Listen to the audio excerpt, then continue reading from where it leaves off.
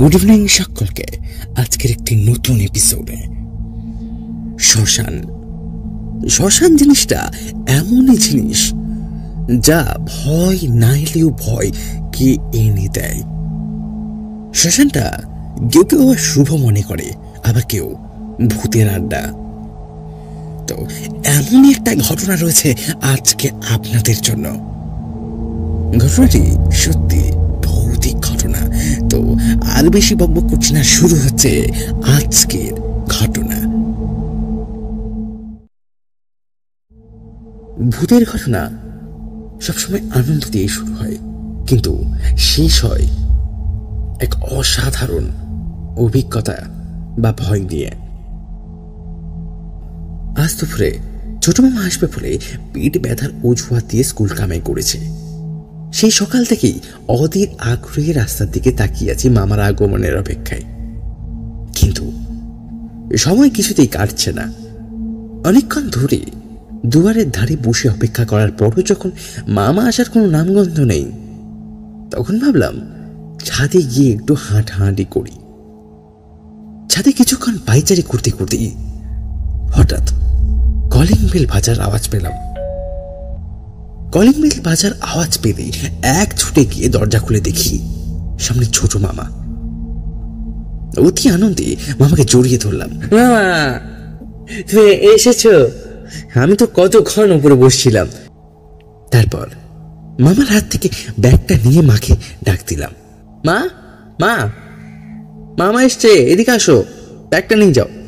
এদিকে মামার রুমে গিয়ে ফ্রেশ হওয়ার পর আমার জন্য মামা বাড়ি থেকে আনা উপহারগুলি আমাকে দিল। বেশ কিছুক্ষণ কাটল মামার সাথে গল্প গুজব করে। মামা খুব গল্প রসিক মানুষ, তার সাথে গল্প করতেও বেশ আনন্দ। গল্প করতে করতেই মায়ের ডাক আসলো খাবার টেবিল থেকে। গল্পটা সেখানেই বন্ধ করে দুজন চলে গেলাম দুপুরের খাবার খেতে। খাবার টেবিলে বসেও মায়ের কাছ থেকে মামা বাড়ির আরো অনেক গল্প শুনলাম। খাওয়া দাওয়া শেষে মামার কাছে বায়না করলাম বিকেলে দুই মামা ভাগ্নে একসাথে ঘুরতে যাব। মামাও তাতে সম্মতি দিলেন। অবশেষে ঠিক করলাম দুই মামা ভাগ্নে মিলে নদীর পাড়ে ঘুরতে যাব। যেই ভাবা সেই কাজ। বিকেলে বেরিয়ে পড়লাম ঘোরাঘুরির উদ্দেশ্যে। বিকেল গড়িয়ে সন্ধে হলো। সন্ধে হতে না হতেই নদীর পাড়ের নির্জনতা আরো ঘন হয়ে এলো। আশেপাশে তেমন লোক নেই বলতে গেলে, তাই ঝিঝি পোকার ডাকটাও বেশ স্পষ্ট শোনা যাচ্ছে। সন্ধ্যের অন্ধকারে নদীর জল দেখাচ্ছিল করে ঘন কালোর মতো। তারই সাথে দূরে কোনো নৌকো দেখা গেল না। মামা আর আমি নদীর পাড়ে ধরে আরো বেশ কিছুক্ষণ হাঁটতে হাঁটতে হঠাৎ দেখি কিছু লোক মরা পড়ানোর জন্য নদীর ধারে শ্মশান ঘাটে উপস্থিত হয়েছে। মামাকে ডেকে দেখাতেই মামা যেন কেমন অদ্ভুত বোধ করলো। বলল, আচ্ছা হেঁটে কাজ নেই, চলো বাসায় ফিরে যায়। আর তাছাড়া এই ঘর সন্ধ্যাবেলায় শ্মশান ঘাটে ঘোরাঘুরি করাটা উচিত নয়। আমি মামাকে জিজ্ঞেস করলাম, কেন মামা, তুমি কি ভয় পাও?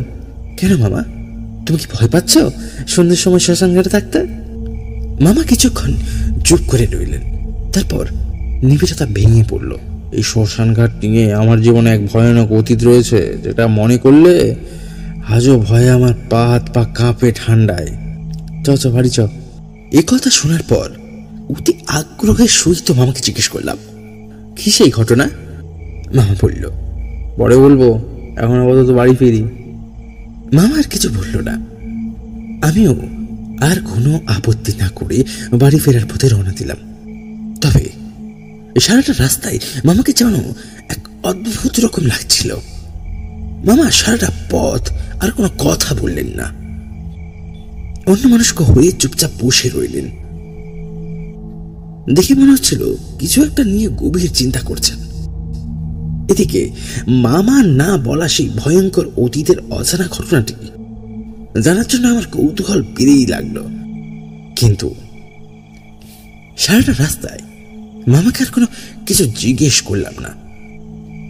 বাড়িতে ফিরি দেখি মা আমাদের জন্য গরম গরম পকোড়া চা বানিয়ে রেখেছে। তারপর রুমে গিয়ে ফ্রেশ হতেই খাবার টেবিলে বসে পড়লাম, আর একসাথেই সবাই মিলে চা আর পকোড়া খেলাম।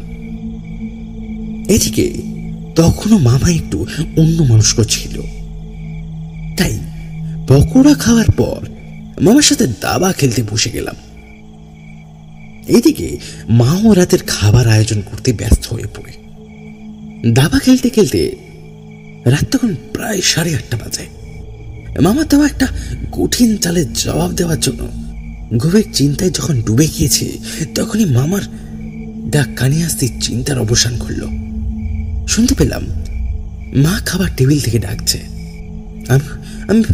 আমি ভুলে ভেবেছিলাম মামা ডাকছে। আমার যে কি হয়েছে বুঝতে পারছি না, কি আর করার। এইদিকে রাতে খাওয়া দাওয়ার পর ঠিক করলাম আজ রাতে আমি মামার কাছে ঘুমাবো। এতে কারোর কোনো অসুবিধা হলো না। আর মনে মনে ভাবলাম এই সুযোগ মামার কাছ থেকে সেই না বলা গল্পটা শোনার।